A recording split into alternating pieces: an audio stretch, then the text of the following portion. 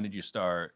One day he said, "You want to learn the acquisitions piece?" And I said, "Absolutely." It was fascinating to me. And I'll never forget, 811 Kelso, West Dallas, for rent sign nailed to the tree.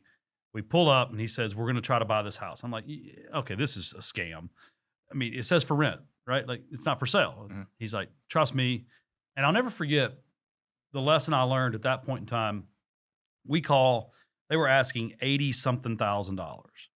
And we offered low 40s. I don't remember the exact number.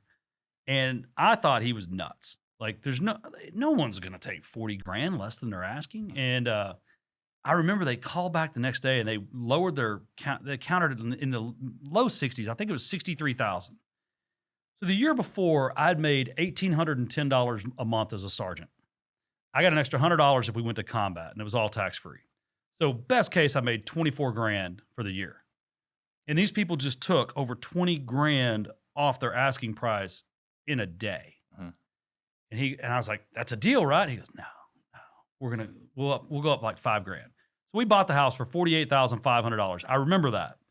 And the lesson that my mentor, Tim, oddly enough, his name, taught me that at that day is what's a lot of money to some people isn't a lot of money to others. And just like everybody, I was hooked at that point. I mean, the thrill of the deal, the art of the chase, call it what you want.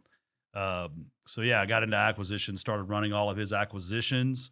We were buying a lot from Homevestors guys. This is back in 02, 03 maybe. And just like probably happens with a lot of your audience, they weren't paying my commissions on time. They were getting overextended on their hard money loans, real estate rich and cash poor. And the Homevestors guy we had bought most of the houses from said, "Hey, those guys ever make you mad, come east with the geese. We're Texas." His office was east of ours. Got it. Anyway. You could see the confusion on my Yeah, face. I could. I mean, it's not an Arizonan thing, right? And so I called him in January of 03. And I said, "Bobby, I'm done with this." And so long story short, he had bought 80 houses the year before. And then my first year with him, I bought 111 houses. And the way it worked out on an old yellow scratch pad, he said, "Boy, I'm going to pay you $800 to buy them and $700 if you can wholesale them." So all my brain heard was $1,500, right?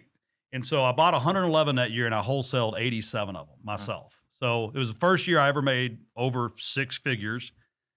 Had no idea the IRS wanted part of that, but that's another episode. It's a different story. But yeah, did that for a year. He said we would buy rental properties. Owning rental properties had always been, that was the part of Rich Dad, Poor Dad that had really sunk in. I had to own assets. I wanted to create wealth. After a year, he decided we weren't going to buy rentals together. So I quit, pissed my dad off again. So he promised you were going to buy rentals together? He said after a year, we could start buying rentals together. He would help me buy rentals. Got it. And then he kind of went back on it. Yeah, because we were making a bunch of money. Yeah. I mean, and it's... Well, we were talking